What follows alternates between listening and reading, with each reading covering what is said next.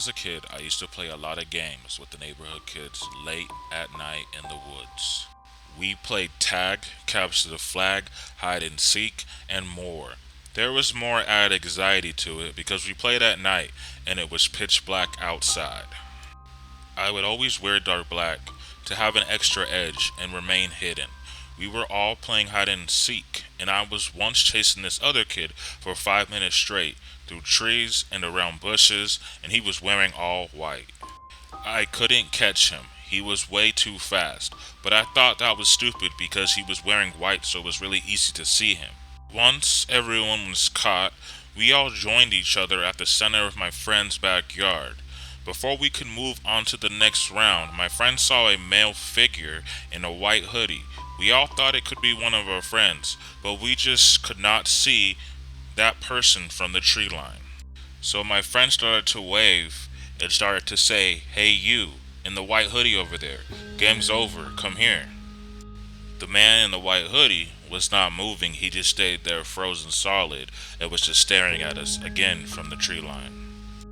It was at that moment we realized that our entire party was present and that we didn't know who that person in a white hoodie was, and that he had been watching us from a distance this whole time and even playing the game with us.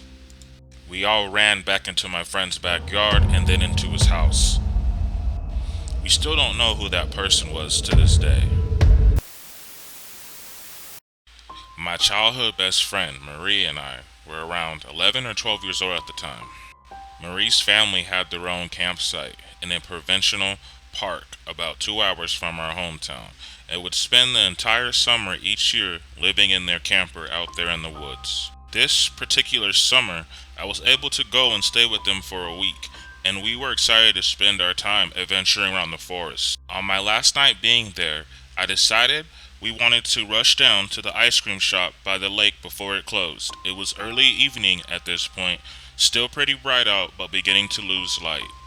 The path we took was down a short slope right next to the main road, with maybe 10 feet of thick brush and trees in between. On the other side was the woods, with more tall, thick brush. So we were walking along, not seeing anyone around on the path in front of us or behind us.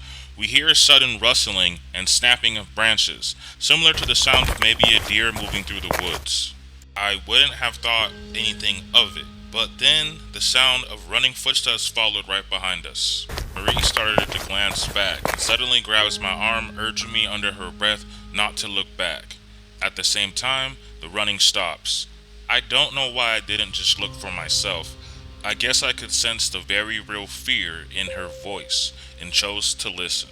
We both start to panic, getting that feeling in your gut when you are running up the stairs after turning the basement light off.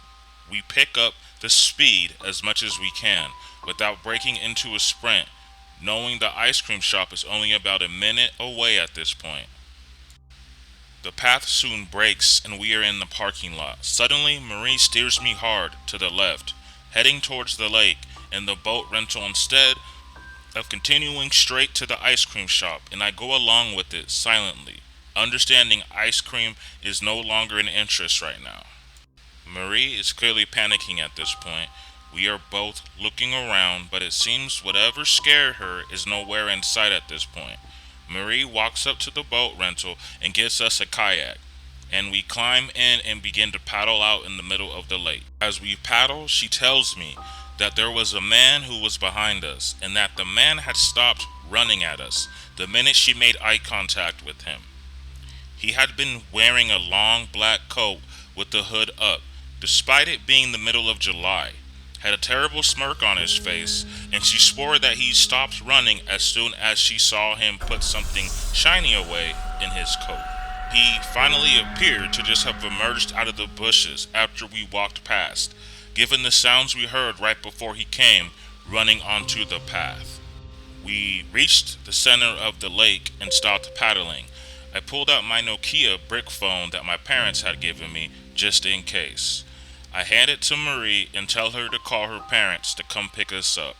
As the phone rings, I see her look out past me to the shore and go pale, lifting a hand to point to what she's seeing.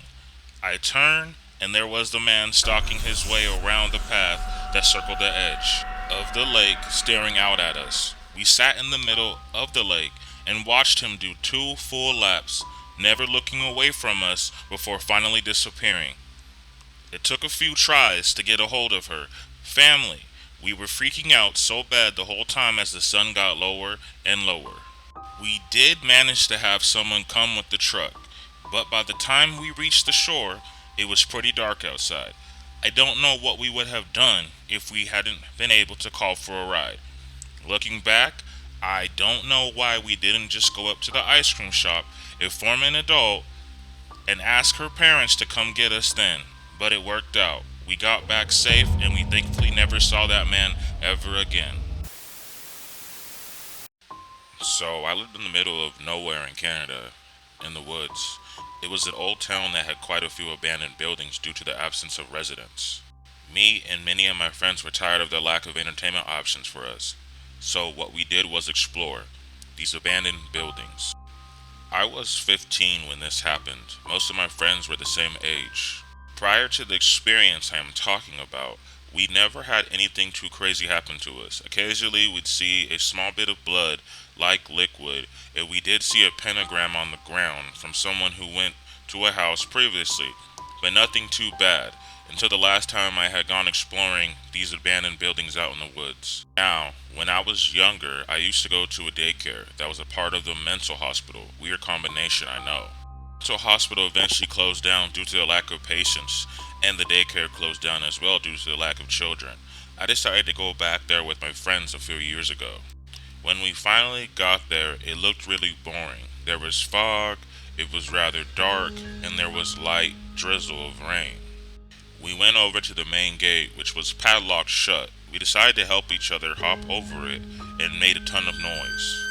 We were laughing and giggling the whole time, unsuspecting of what was to come. We looked around the small play area with flashlights that we bring. Even with our somewhat powerful flashlights, our visibility was limited. We decided to enter the decaying building. Glass and dirt crunched under our feet as we stepped into the daycare section of the complex. There were still old Legos, wood chips from previous furniture, old torn dolls, and toys thrown everywhere.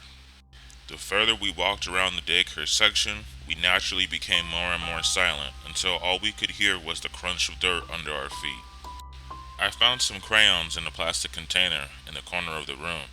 I walked over to pick them up, when all of a sudden we heard a loud crash coming from behind the metal door, leading to the psych ward part of the building. My friends and I all looked at each other as a whole. We were a group of 5. Most of them were very bold and cocky. We all looked at each other when my friend Brian suggested we go and look to see where the sound came from. Personally, I was not too fond of the idea, but with my group of friends there was no way anyone was going to decline such a thing. We all stacked up on the door and opened it. It was rusted to the floor and we heaved to get it open. As we walked in, the metallic smells and must became stronger, with a hint of something else which I couldn't put my finger on at the moment. We walked in, our flashlights were pointed in every direction with Brian leading the group. The hallways were tight and to the left and right were the occasional metal doorway, some with the doors open and some with the doors shut. I started to feel slightly claustrophobic and it felt really hard to breathe. As we continued, Brian shined his flashlight into a room. We all stopped walking as Brian slowly entered the room. "What is it?" I asked him. "I thought someone was here. It seems fine now." To be honest, at this point, I thought he was just messing with us to increase our anxiety, but looking back, I think he was completely honest about what he may have saw. He backed out of the room and we continued walking deeper and deeper into the psych ward, but another friend told us to stop. We came to a halt and all listened.